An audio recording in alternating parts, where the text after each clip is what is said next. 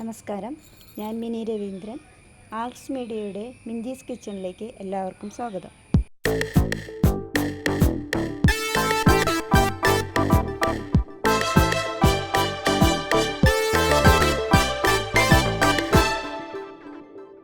ശരിക്കും പറഞ്ഞാൽ പാചകം എന്ന് പറയുന്ന ഒരു കല തന്നെയാണ് അല്ലേ.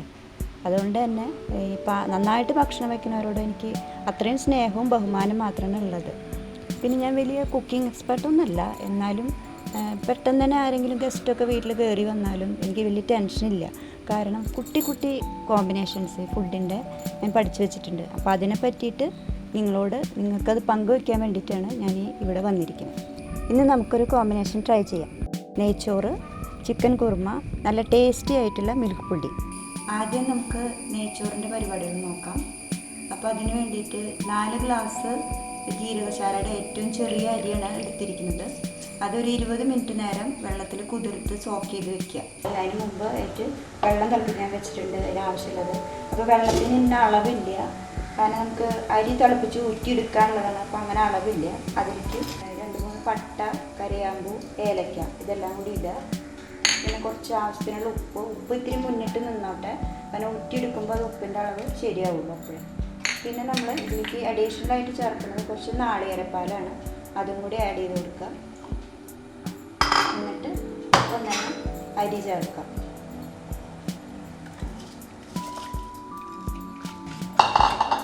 എന്നിട്ട് അടച്ചു വെച്ച് വേവിക്കാം. ഇപ്പം നമ്മുടെ അരി വേവായിട്ടുണ്ട്. ഇനി നമുക്ക് ഊറ്റിയെടുക്കണം. അപ്പോൾ ഊറ്റിയെടുക്കണൊക്കെ മുന്നേ ഇങ്ങനെ പട്ടയും ഗ്രാമ്പും ഒക്കെ ഉള്ളത് എടുത്ത് കളയുക. സാധാരണ കുട്ടികൾക്കത് ഇഷ്ടമല്ല, അപ്പോൾ അത് ഊറ്റിയെടുക്കാം.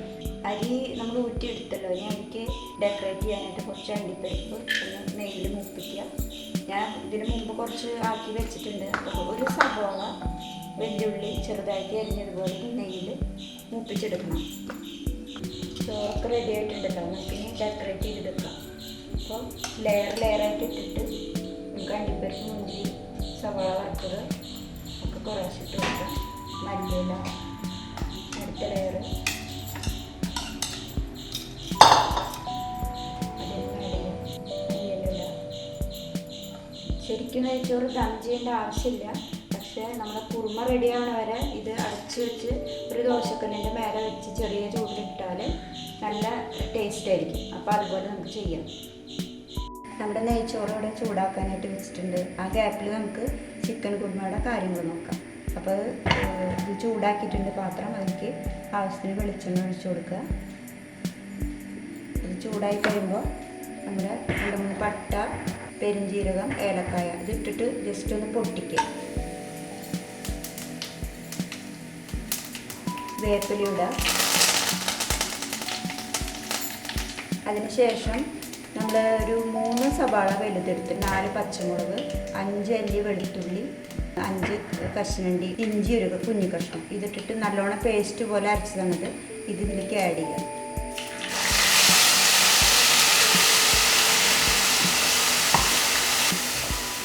ഇതിൻ്റെ പച്ചമണം പോണ വരെ വഴറ്റിയാൽ മതി. നല്ലോണം വഴണ്ട് കഴിഞ്ഞാൽ ബ്രൗൺ കളറാവും. അപ്പോൾ നമ്മുടെ കുറുമയ്ക്ക് വെള്ള കളറ് ഇത്തിരി കുറവാകും. അതുകൊണ്ട് ഇന്ന് പച്ചമണം പോണ വരെ വഴറ്റിയാൽ മതി.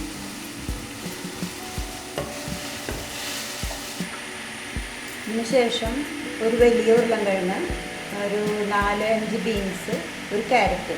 പച്ചക്കറികൾ നമുക്ക് ഓപ്ഷനിലാണ്. അത് ഇഷ്ടമുള്ളത് കോളിഫ്ലവറോ ഗ്രീൻ പീസോ എന്ത് വേണമെങ്കിൽ ആഡ് ചെയ്യാം. ഞാൻ ഇത്രയാണ് എടുത്തിട്ടുള്ളത്. ചെറിയ കഷ്ണമാക്കിയിട്ട് നുറുക്കിയിട്ട് അത് ഇതിലേക്ക് ഇട്ട് കൊടുക്കാം.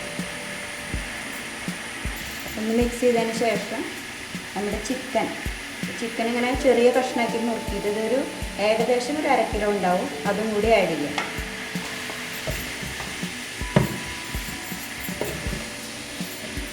ഇത് കുറച്ച് ഉപ്പ് ചേർത്ത് കൊടുക്കാം.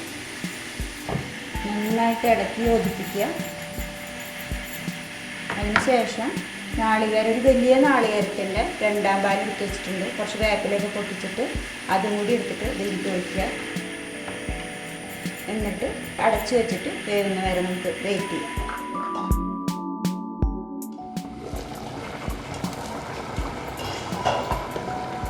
നമ്മുടെ ചിക്കനും വെജിറ്റബിൾസൊക്കെ നന്നായിട്ട് വെന്തിട്ടുണ്ട്. നമുക്ക് അടുത്തത് നോക്കാം. കുറച്ച് നാളികേരപ്പാൽ, ഒന്നാം പാൽ കുറച്ച് ഒഴിക്കുക. ജസ്റ്റ് ഒന്ന് തിള വരുമ്പോൾ കുറച്ച് മല്ലിയില ഇട്ട് കൊടുക്കുക. തിള വരുന്നതോടുകൂടി ബാക്കിയുള്ള പാലും കൂടി ആഡ് ചെയ്തിട്ട് കുറച്ച് കുരുമുളക് പൊടി ആവശ്യമുള്ളവർക്ക് ഇട്ടാൽ മതി. അതിന് ശേഷം സ്പെഷ്യലായിട്ട് ചേർക്കണതാണ് പച്ച വെളിച്ചെണ്ണ. അത് ഒഴിക്കുക. ഒന്ന് തിള വരുമ്പോൾ നമുക്ക് ഓഫ് ചെയ്യാം, തീ ഓഫ് ചെയ്യാം. കുറുമ റെഡി. നമ്മുടെ കുറുമ റെഡി ആയിട്ടുണ്ട്. നമ്മൾ ചൂടാക്കാൻ വെച്ചാണ് നെയ്ച്ചോറ് എന്തായി നോക്കാം.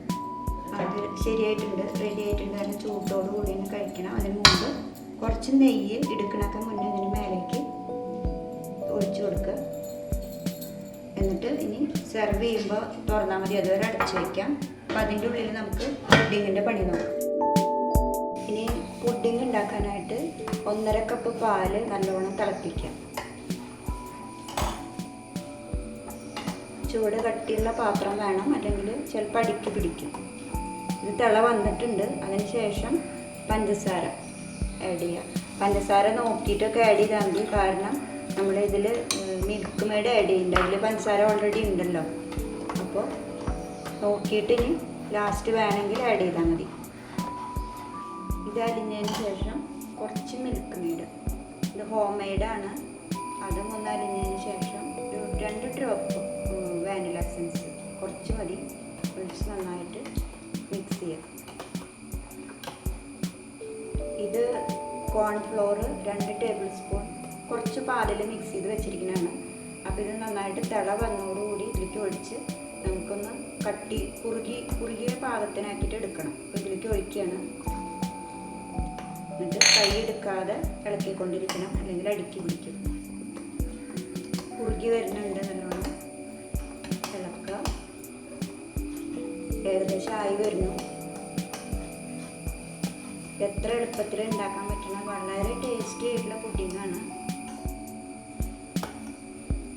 നല്ല തിളവന്ന് നന്നായിട്ട് കുറുകിയിട്ടുണ്ട്.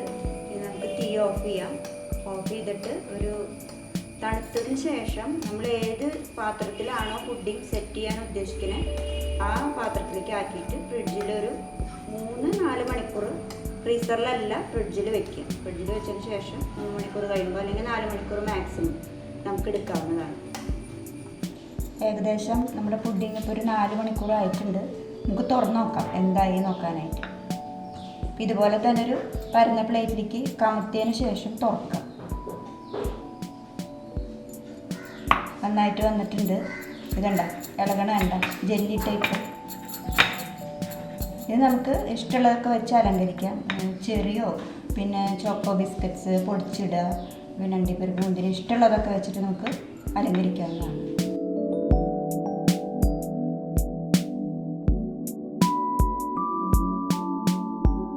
ഇതേപോലത്തെ കോംബോ ഐഡിയാസ് നിങ്ങൾക്കുണ്ടെങ്കിൽ ഞങ്ങളത് മെയിൽ ചെയ്ത് അറിയിക്കാവുന്നതാണ്. പിന്നെ വീഡിയോ ഇഷ്ടമായെന്ന് കരുതുന്നു. ചാനൽ സബ്സ്ക്രൈബ് ചെയ്യാൻ മറക്കരുത്. ലൈക്ക് ആൻഡ് ഷെയറും ചെയ്യണം. അപ്പോൾ അടുത്ത വീഡിയോയിൽ കാണാം.